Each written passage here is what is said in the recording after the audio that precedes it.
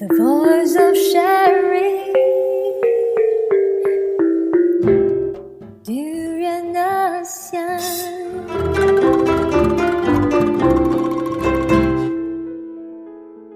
Hi, this is your host Arlene at Monday Morning Matters, where we provide perspectives from this region.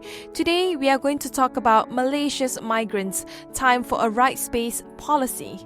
Recently, Malaysia was hit hard with the news on the signing of a memorandum of understanding between Malaysia and Bangladesh to bring in 1.5 million Bangladeshi workers in the country. What followed was a negative backlash and xenophobic sentiments from the Malaysian public, as well as questions on the relevance of having more migrant workers in. What's lacking was the question about human rights among the migrant workers, who are often being looked down as second-class citizens, not to mention they are most often being exploited by a system that treats these workers as perishable commodities.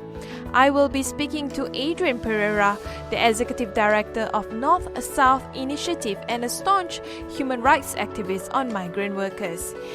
In this segment, I will be speaking with Adrian on the systemic exploitation faced by migrant workers and what can trade unions and government do to ensure a more just system. Monday Morning Matters. Perspectives from Southeast Asia.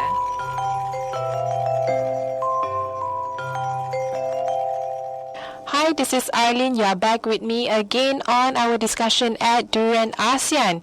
And with me is, as usual, Adrian Pereira. Earlier on, he spoke a bit about the current employment situation in Malaysia and the international conventions that Malaysia has not signed yet in regards with migrant workers' rights. Continue our conversation on the issue of xenophobia.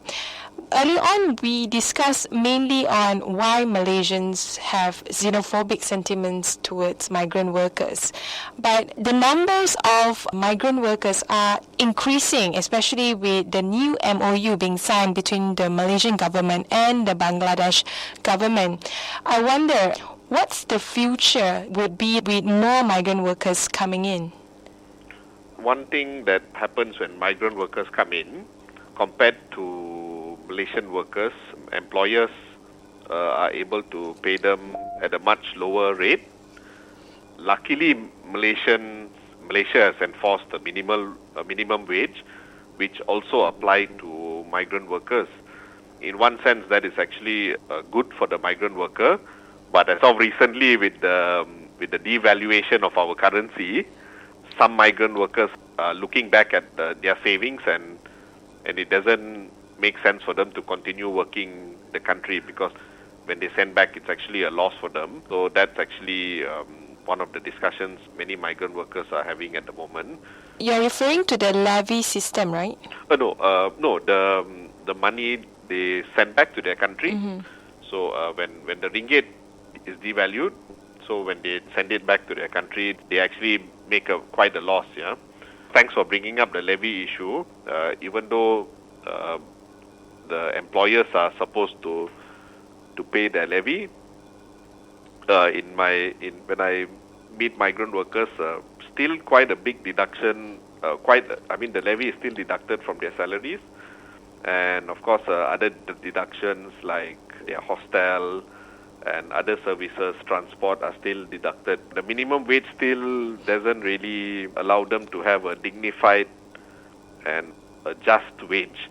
I think migrant workers, as long as we don't have proper standards which are installed into our laws, there's always spaces for exploitation.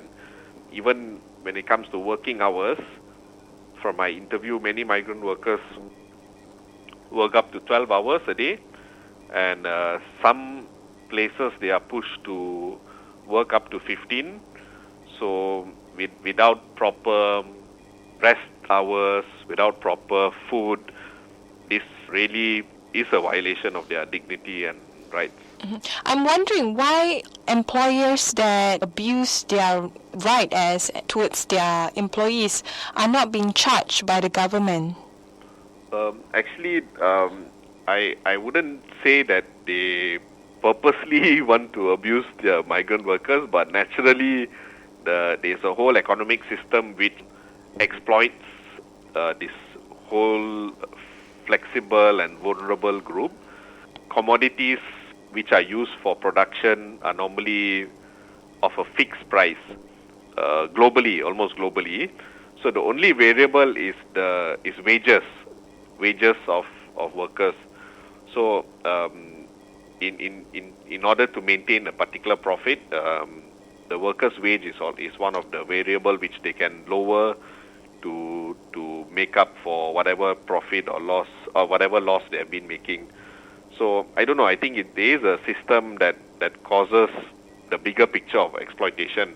But in terms of why employers who do violate the law get away is perhaps we don't have enough labor inspectors, and labor inspectors are not required to do spot checks unless there's a complaint, and this doesn't really help in terms of the overall protection of migrant workers in the workplace.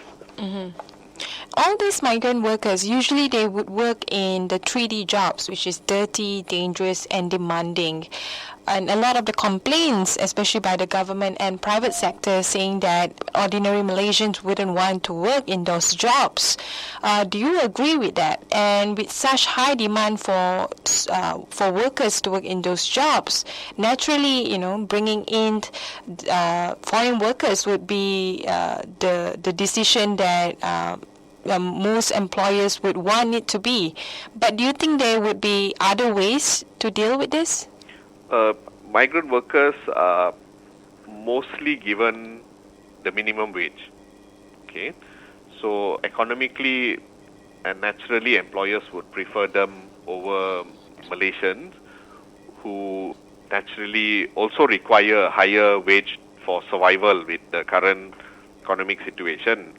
So it doesn't negate the capabilities of Malaysian or the interest to also do hard labor. There are many Malaysians who also do 3D jobs. I don't think that I would reject that idea that Malaysians don't want to do 3D jobs, because there are Malaysians who do that.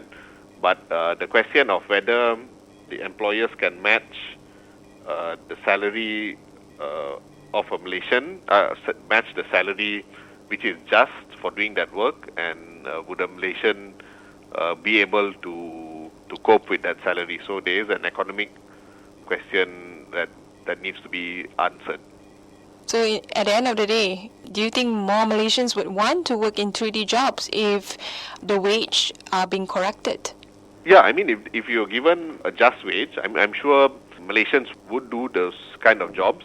But at the same time, we also must ensure that the 3D jobs are given the way the work is being done has proper safety, the risks are reduced.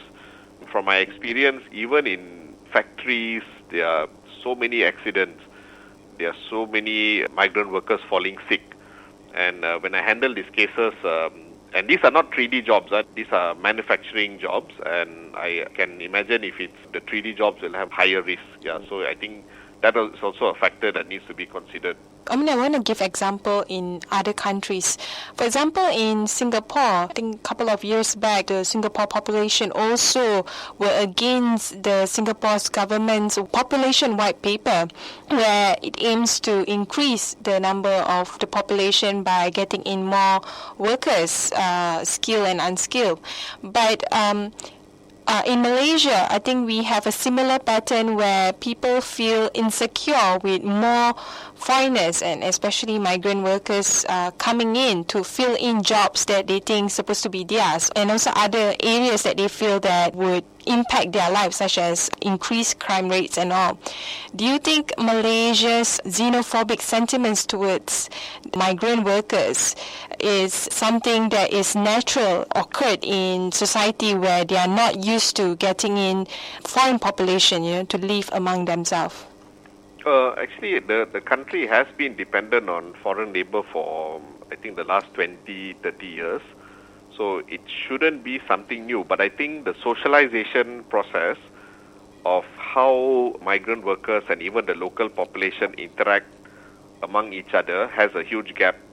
So when the employers bring in the migrant workers and even our own citizenship respond towards migrant workers, the interface between these two communities are very minimal, and hence that's where all the feelings and sentiments of xenophobia and even racism tend to surface. I'm not saying that Malaysians are xenophobic or racist naturally. I think the process of how workers are brought into the Malaysia in the first place needs a bit more thinking. And one of the big roles which I think unions can play is, of course, helping these migrant workers integrate into society in terms of helping them understand what is Malaysian culture, and we ourselves understanding foreign workers' culture. And then from that process, we have to see how rights-based approach is also implemented. So I think if you look at Malaysia's political structures, we have parties which are race-based, and that naturally creates a very clannish kind of mentality. So that could be one of the factors that also causes to look at migrant workers as another clan rather than human beings. I see. Anyway, we'll take another short break. When we return, we will continue with the third segment of the interview. Monday Morning Matters. Perspectives From Southeast Asia.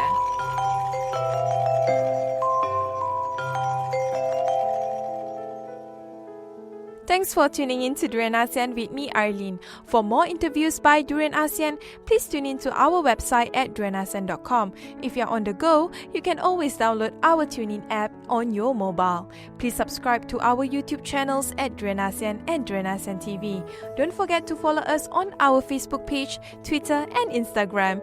We always welcome feedback from our listeners. Stay tuned with Monday Morning Matters on every Monday, same time at 10 to 11 a.m. on GMT Plus 8. DurianASEAN, the voice of discovery and sharing. You're now listening to DurianASEAN, the voice of discovery and sharing.